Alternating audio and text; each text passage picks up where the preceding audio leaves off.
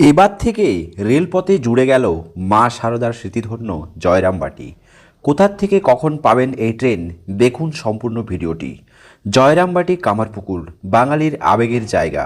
মা সারদার আবির্ভূত হুগলি জেলার জয়রামবাটি যাওয়ার জন্য কোনো লোকাল ট্রেন ছিল না, রেল রুটও ছিল না। তাই হাওড়া থেকে জয়রামবাটি ট্রেনে চড়ে যেতে হলে গৌঘাটা পর্যন্ত গিয়ে সড়ক পথে করে যেতে হতো।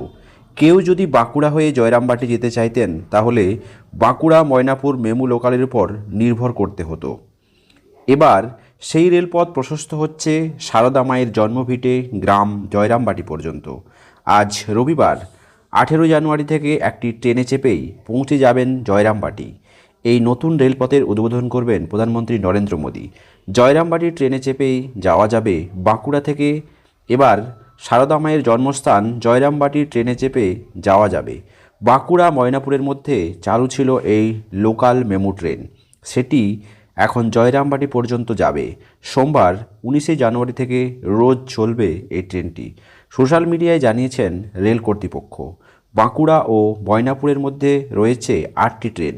জয়রামবাটি, বড় গোপীনাথপুর, ময়নাপুর, গোকুলনগর, জয়পুর, বিরসামুন্ডা, বিষ্ণুপুর জংশন, রামসাগর, ওন্দাগ্রাম, ভেদুয়াশোল, বাঁকুড়া। রেল কি জানালো?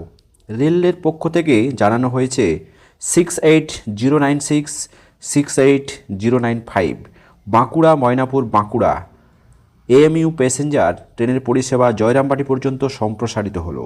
এটির উদ্বোধন স্পেশাল ট্রেন অর্থাৎ 08095 জয়রামবাটি বাঁকুড়া মেমুর উদ্বোধনী স্পেশাল 18/1/2026 তারিখে জয়রামবাটি থেকে বাঁকুড়া পর্যন্ত নিম্নলিখিত স্টপেজ ও সময়সূচি অনুযায়ী চলবে। 18 জানুয়ারি এই রেলপথের সূচনা হবে। 08095 জয়রামবাটি বাঁকুড়া মেমু চলবে। রবিবার উদ্বোধনী ট্রেনটি দুপুর 2:45 জয়রামবাটি থেকে ছাড়বে।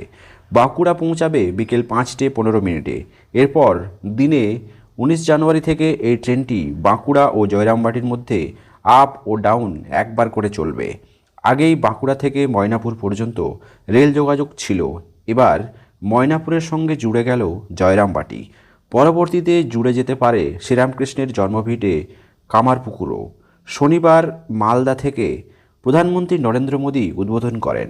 মালদা টাউনের স্টেশন থেকে হাওড়া গুয়াহাটি বন্দে ভারত স্লিপার ট্রেনের উদ্বোধন হয়।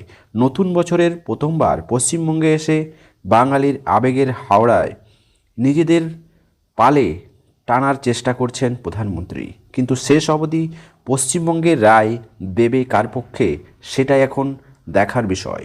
দর্শক, পশ্চিমবঙ্গে যেভাবে প্রধানমন্ত্রী একের পর এক বাউন্সার দিয়ে যাচ্ছেন, সেই সব জায়গায় সত্যি কি মানুষ প্রধানমন্ত্রীর দ্বারা আসক্ত হয়ে এই সরকারের এই সরকারের পরিবর্তে নতুন বিজেপি সরকার আনতে চলেছে? অবশ্যই আপনার মত কমেন্ট বক্সে জানাবেন। চ্যানেল নতুন হলে সাবস্ক্রাইব করে পাশে থাকবেন।